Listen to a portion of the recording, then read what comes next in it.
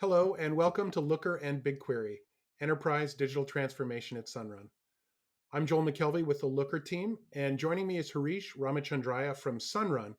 We're going to be talking about modernizing your data infrastructure and modernizing your analytics together to drive better business outcomes and to accelerate digital transformation in your organization. Now, this is particularly important now because we know that data driven or insight driven businesses are far more likely to succeed during a time of disruption like the one we're seeing now. They're going to be more profitable, have higher customer satisfaction and customer retention, and they're going to be able to drive um, better and more efficient operations, etc. So it's really key that we be successful with data.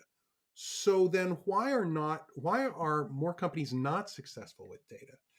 And I think it comes down to, with all the businesses I've spoken with, this concern of balancing the maintenance, keeping the lights on, using the systems that exist already, with the need to innovate and update and build new systems or better systems going forward. And it comes down to a rapidly increasing supply of the three V's: volume, variety, and velocity of data, but also an incredible demand for data and demand for insights in the business. And keeping up with the two of those, particularly when you're maintaining legacy systems, can be a real challenge. Good news is that there's hope. With modern technology, data lakes and data warehouses have effectively become a single entity. That is to say, the massively parallel processing cloud based database like BigQuery can be both a data lake and a data warehouse. So you no longer need a staging database, an analytic database, and maybe a data mart. All that data can be consolidated in a single location, which gives you a really nice source of truth for the business, simplifying data pipelines, making an analytics much more real time.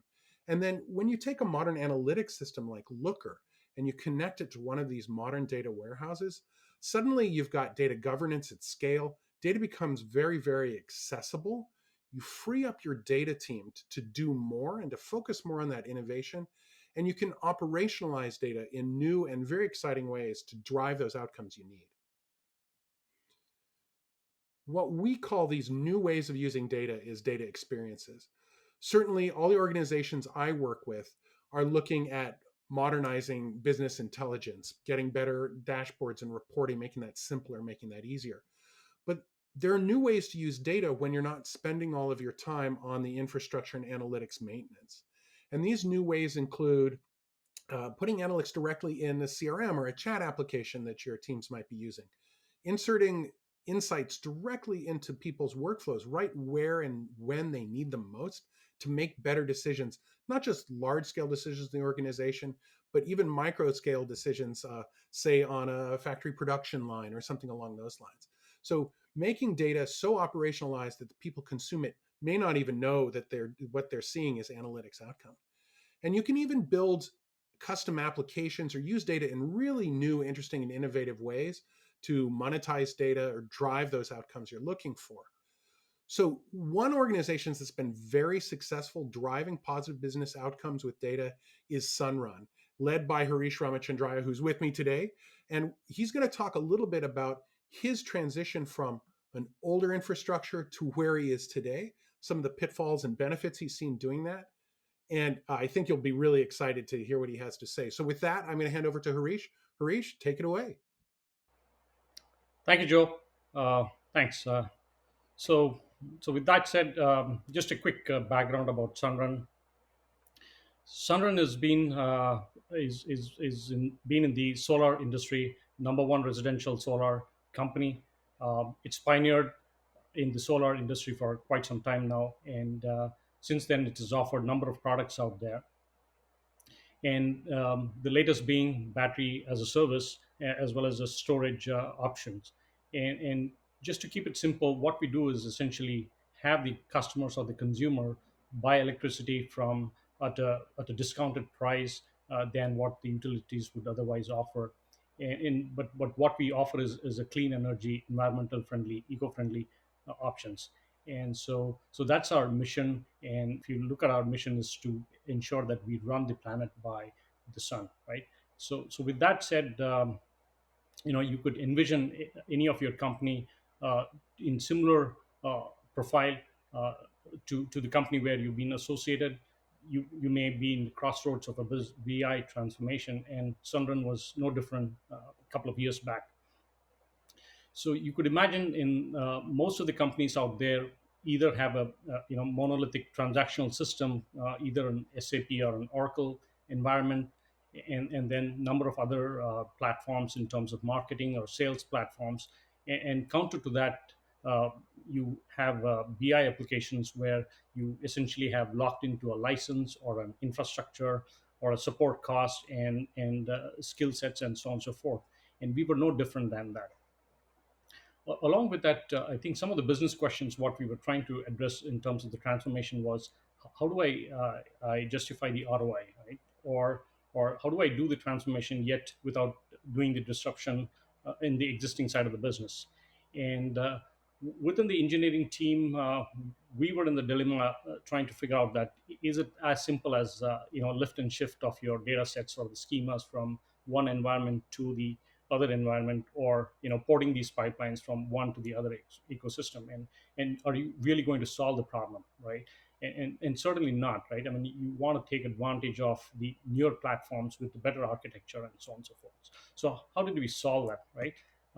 So we embarked on a journey, right? 2 to 3 years back, in trying to figure out how do we go about in transforming some of these problems. And some of the critical ones I've noted here, but I'm sure most of you can relate to this as well as it resonates among you, is time to market, right? From a business standpoint, it was very, very critical for us to work in close proximity with the business to be able to turn around some of their uh, analytical needs, and in a very short duration. And given the situation, right, the expectations was to build, deploy, and be able to execute some of these products in a very short duration. And given that we were operating in a capital and labor intensive market, it was very critical for us to be able to turn around some of these things. Also, the most popular one about single source of truth, given the number of integration points we have, the each of the business units would have their own set of single source of truth or their own versions of it, and then the timings of it, which would never align, and they would never come to an agreement. And so we wanted to take this opportunity to ensure that some of those business rules are encapsulated both at the physical layer as well as the logical layer for the senior execs to come into the forum and be able to align, based on the KPI or the same set of metrics what they have agreed upon. And so it was very prudent for us to ensure that that single source of truth is in good shape. And further to that is the infrastructure, right?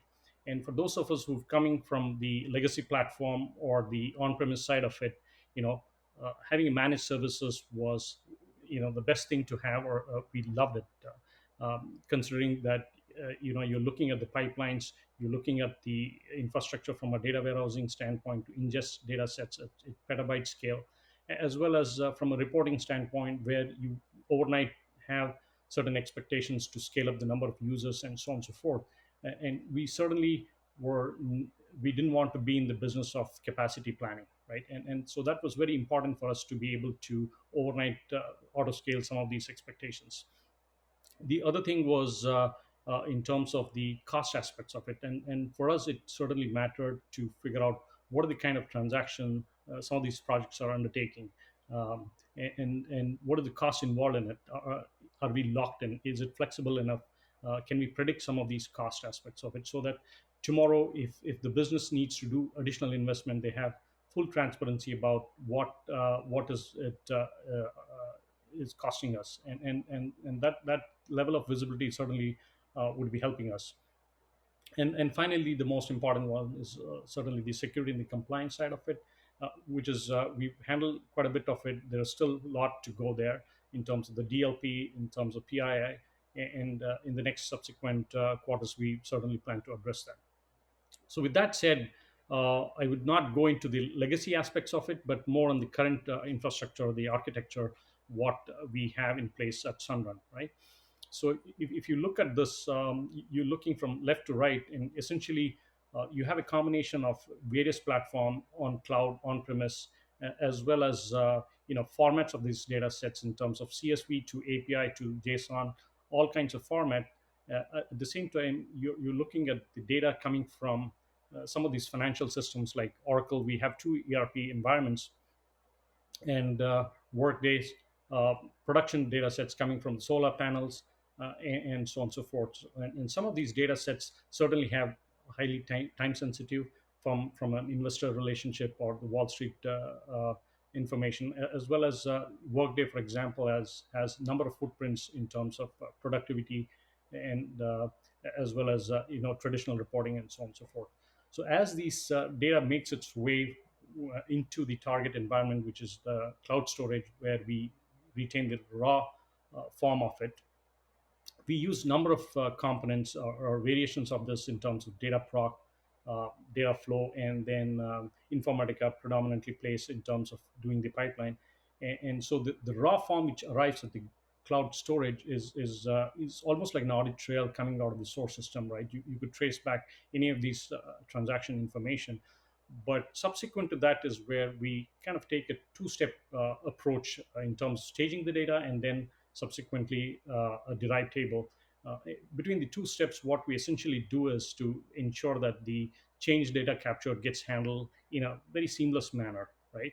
And in the stage one, and then subsequently, if there are any heavy transformation of the business rules, we incorporate it in the subsequent step, which is probably close to 20% of those elements get transformed. But by and large, we take advantage of the staging itself from a reporting standpoint. And so between the two, we ensure that we are good to go from a reporting standpoint, right, from a physical layer, and start building the logical layer. And along the way, we also ensure that we make the best practice from a BigQuery standpoint, whether it's in terms of updation, making sure that it is cost effective, um, as well as establishing certain joins, because just in the nature of BigQuery, in terms of this being a distributed system, we want to make sure it makes really sense where it needs join. If not, we try to take advantage of the platform. And then we have certain homegrown open source uh, orchestration engine, and then we have scheduler from an Airflow, and other monitoring tools in order to maintain, manage these pipelines. And subsequently, it makes its way from a consumer standpoint, where we have Looker, which is our prominent reporting tool, not just from a visualization and report aspects, but also we take advantage of it in more like a data as a service, and that is something which we are in full thrust as we speak.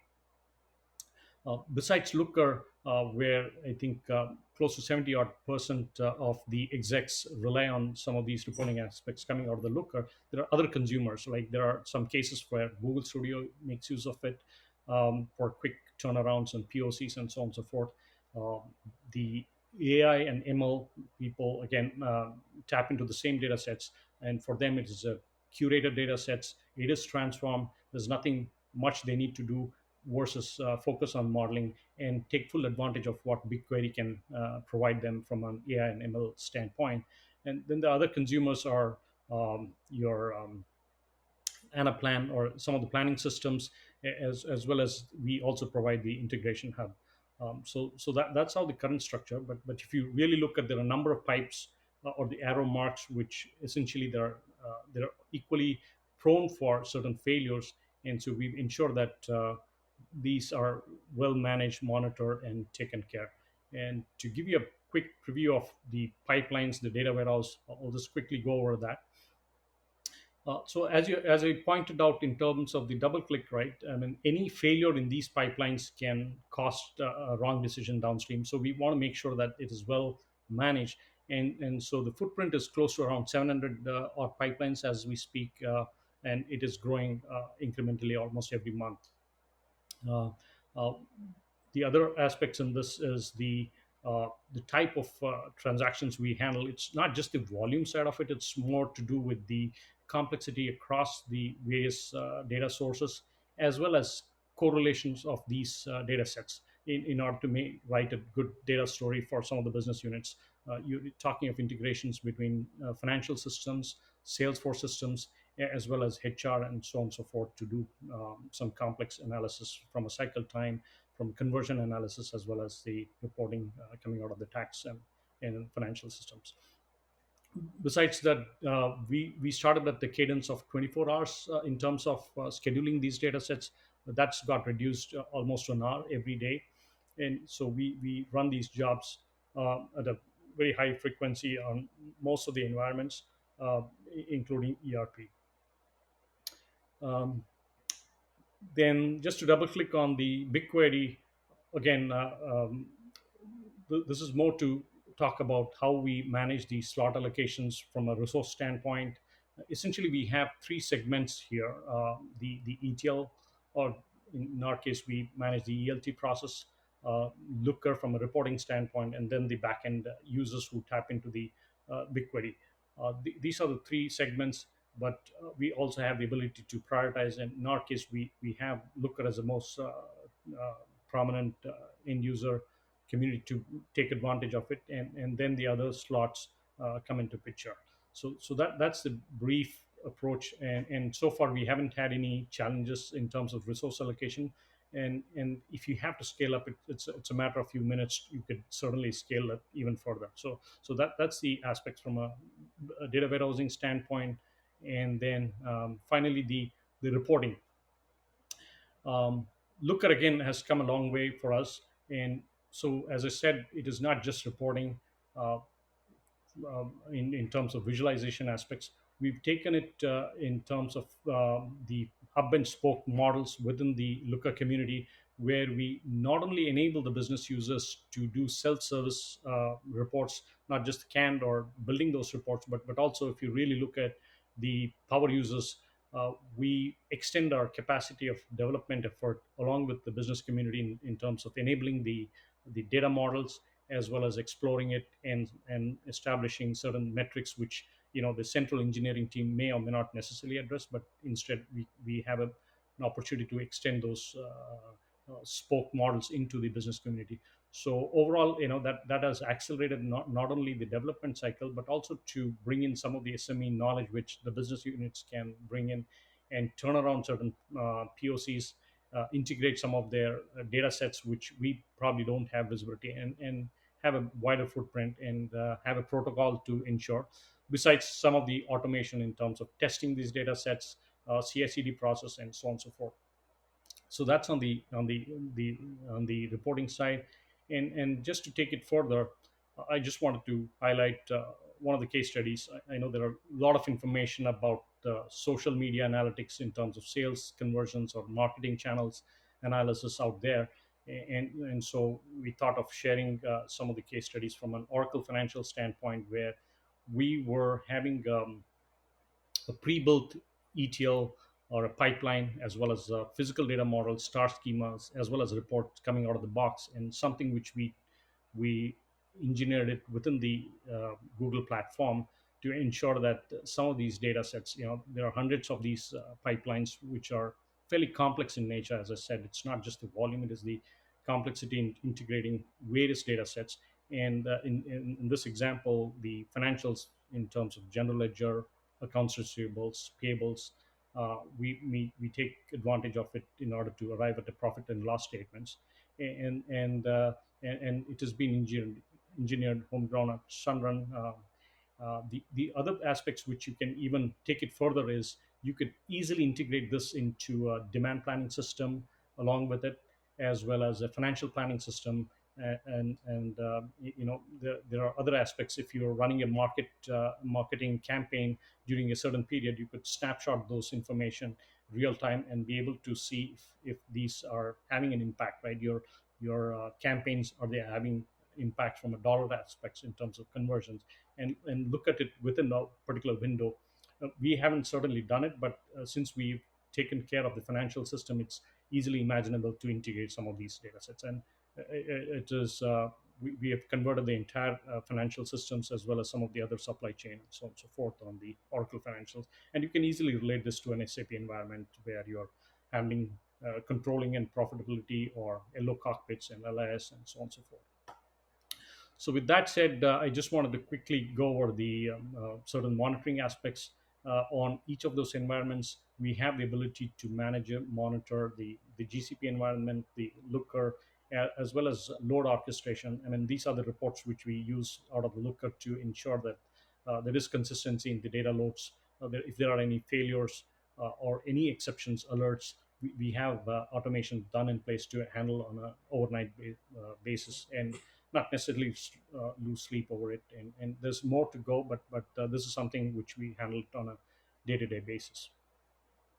And then one quick question on areas in terms of establishing that confidence within the business community was pretty critical for us. And so we put a lot of things in place to, or process in place to ensure that the business uh, are looking at the very authoritative data. And the slide essentially speaks about how the reconciliation happens between the source system and the target environment. In this case, the production, if you notice, is in a fairly good shape.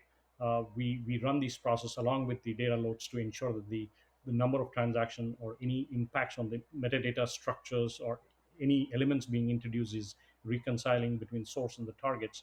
And as you can see, the QA is certainly out of sync, and essentially because there are no projects, live projects in the current state, as well as on the dev environments where the work is in progress. So these are some of the things which helps establish those confidence within the business units to take it further. And just to give you a gist about the journey where we started, uh, we started something like a phase zero where we undertook our POC, and it was certainly not a lift and shift. Engaged with number of partners, and then embarked on a full scale development effort. And we took approximately a year and a half to cover 80 to 90% of the footprint from our legacy platform into the cloud. And we basically undertook certain user community which would gain more mileage and took advantage of the platform, and certainly build those confidence. And then it was kind of wildfire at Sunrun to enable some of the business units, and that came extremely handy, and there was a lot of acknowledgement in Sunrun. And certainly today, most of the core reporting aspects comes out of GCP and Looker. Uh, and we wrapped up our project 100% into the cloud now. It's been a couple of quarters since we've gone live, and currently we are heading more towards the ML and AI initiatives, taking advantage of what the BigQuery platform can provide us in addition to the analytics. And just the final thought or the takeaway, uh, this is the final point. What we got out of our overall initiative was, how could we add business value back into that. And this particular slide, if you really notice our legacy infrastructure or the legacy environment and the application, in terms of the dev cycle, what it would undertake uh, uh, was essentially we've reduced significantly in terms of your infrastructure, as well as data modeling aspects and the reporting enablement. And we've reduced in some of the areas close to 70%, 80% in terms of life cycle. And certainly those are the business benefits which we can give it back, and it has certainly increased our footprint. And it's been an extremely successful run at Sunrun. And both with great partnership with Looker and BigQuery, we were able to achieve this in a very short duration. um, I just wanted to thank my team, BI team at Sunrun, and certainly my boss, Naren, for providing the support. He heads the engineering team, and but for him, we wouldn't have been here. And so, thank you all, and I hope you have some takeaway from these initiatives, both from Looker and the BigQuery standpoint. And I'll be certainly here to field any questions and answers. Thank you.